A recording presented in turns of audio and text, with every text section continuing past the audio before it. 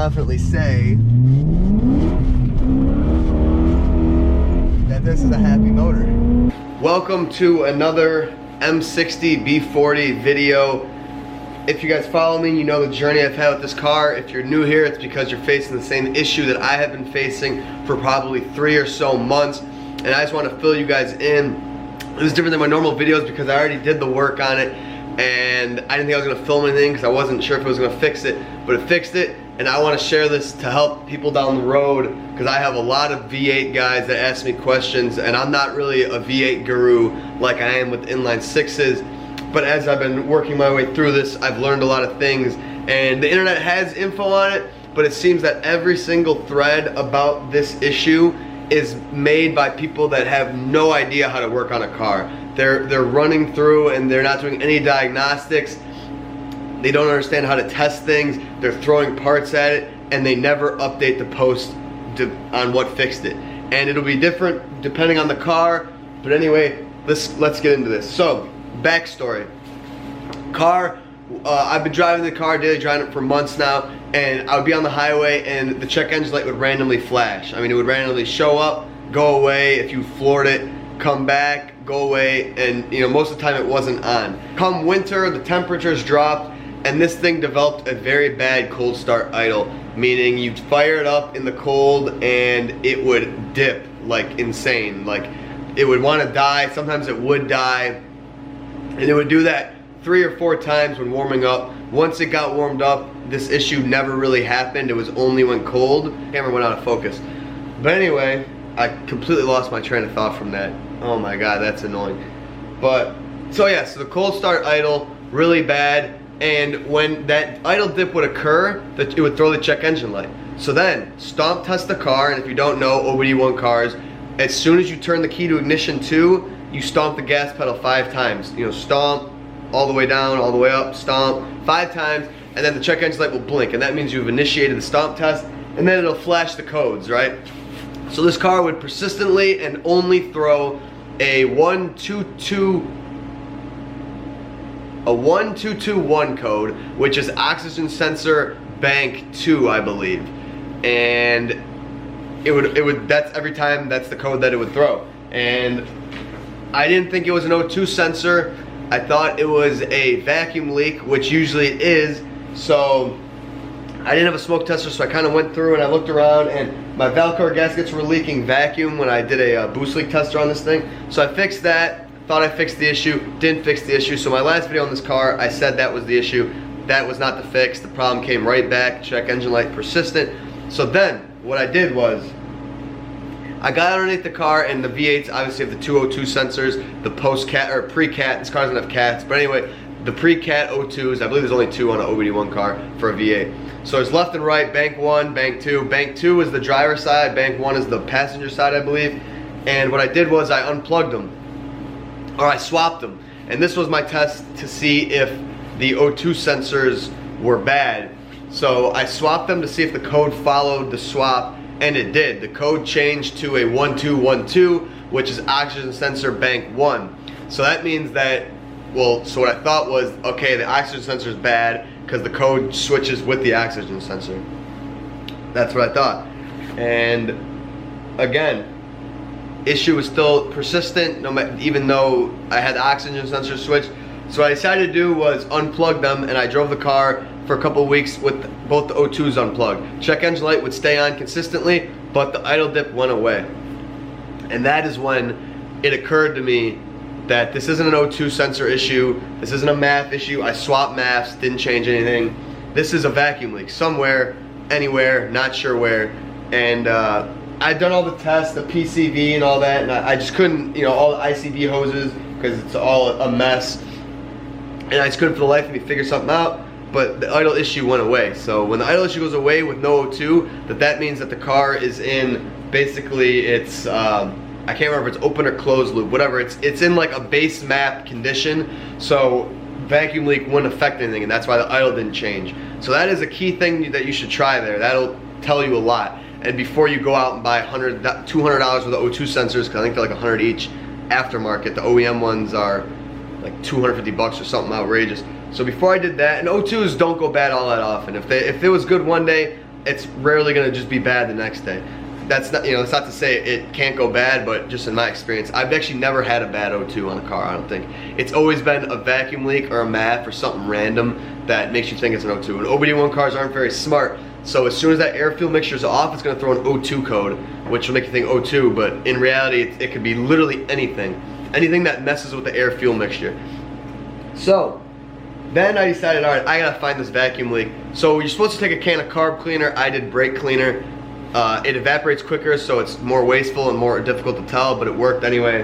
And I started brake cleaning around, and the first area I hit was the PCV in the back. There's two hoses that go in there with like grommets, and then there's one or two that are blocked off. There's caps. You got to check back there. If you just feel it with your hand, you know, when the car's running, you'll know if you find a vacuum leak because the idle will change. Didn't find any of that. I sprayed the brake cleaner all over the back PCV. Didn't change anything. And then I did the balloon test where you put basically a balloon on the dipstick, and you you take the dipstick out, put a balloon on there, and if the balloon sucks in, you have a PCV issue. And also if you have a crazy amount of oil consumption, it's PCV. That's allegedly, that's a way to tell. So, and sometimes PCVs have like whirring noises when they go bad, I've read. But so anyway, PCV was not the issue. Thank goodness, because that's a pain in the ass to get to back there. So then I started spraying around up front. I checked the booster hose. I'm just gonna show you guys so this isn't boring. You guys don't wanna look at me. So then, on the V8 cars, there's this booster hose right here that goes here into the bottom of the throttle body. I sprayed around that. That was good. There's the fuel tank vapor line that goes into the throttle body. That was good. ICV here is fixed fine. Hose is fine. This hose is fine.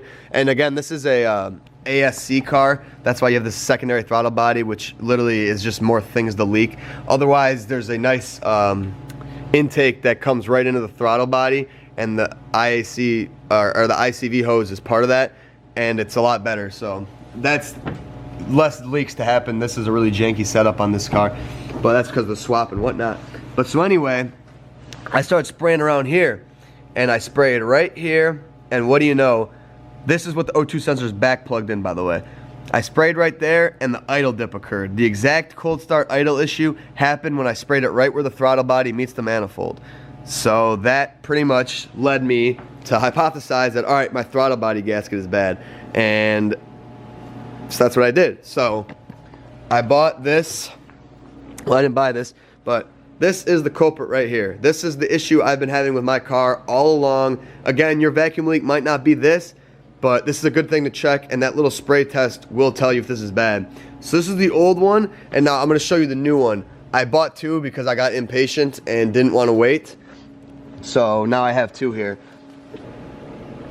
So here we have an old throttle body gasket versus a new, and it's probably hard to see on camera, but you can see how much thicker the new one is on the left. This one has shrunken, so the thickness of the left one is much bigger. And basically when it thins down like this one, the throttle body plate has, or the intake manifold has a groove that this sits in.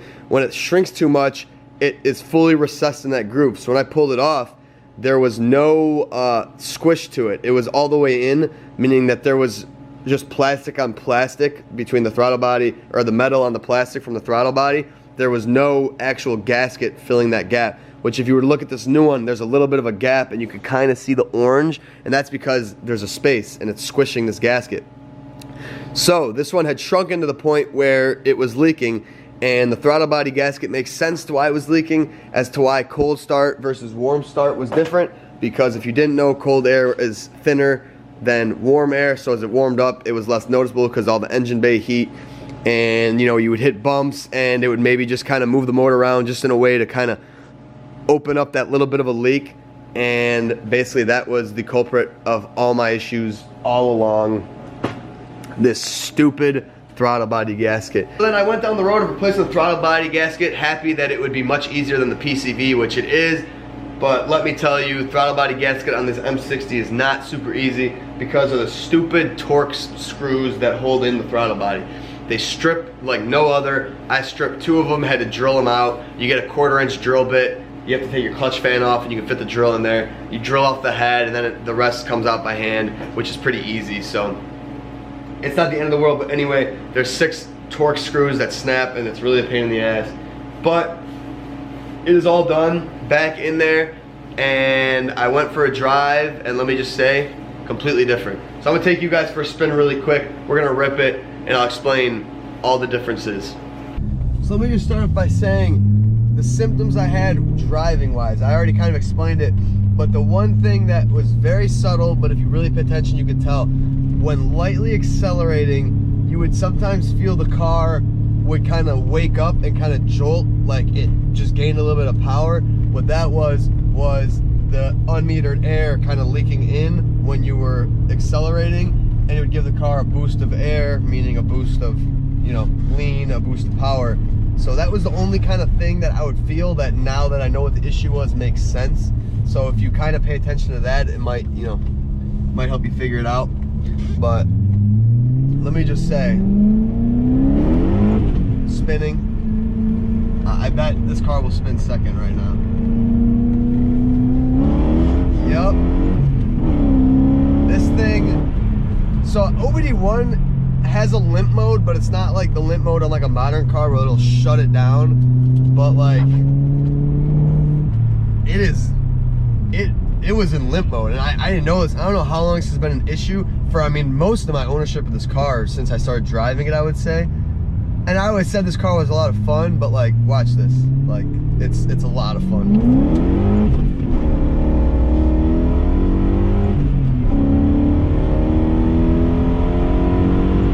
And that's 80. And that was spinning first and second. You can't hear it because the roads are kind of salty, but this thing absolutely rips now.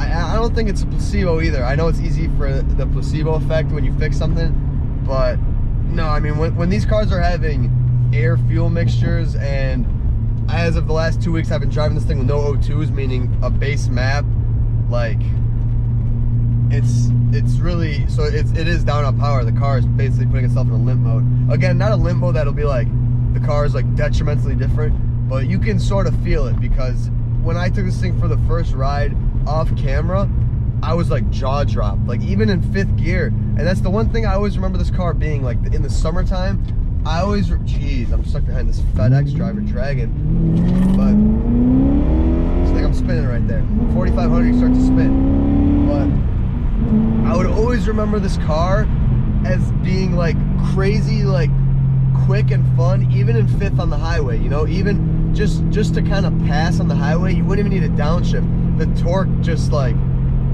the torque just did its job to the point where you could just blast away on the highway with no issues, no matter what gear.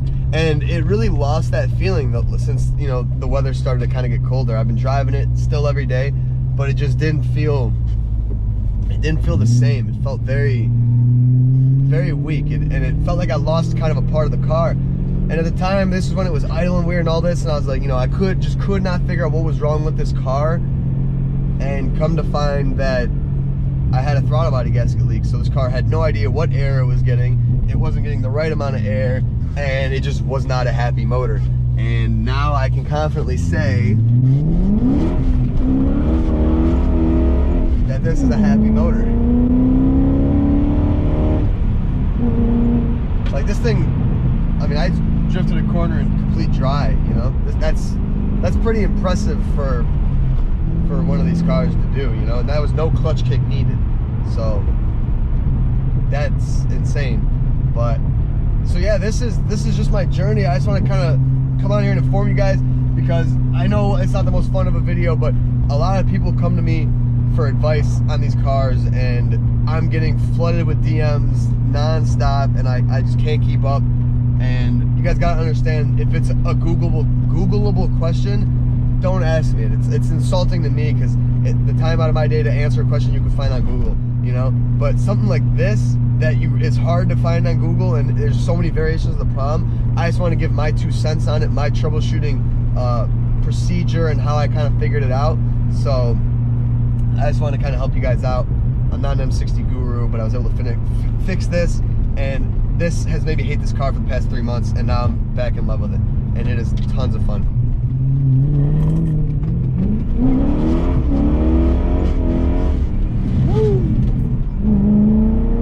So I hope this taught you guys something. I hope this helped you guys solve your M60 issues, hopefully. Thank you for watching, and I will see you guys in the next one.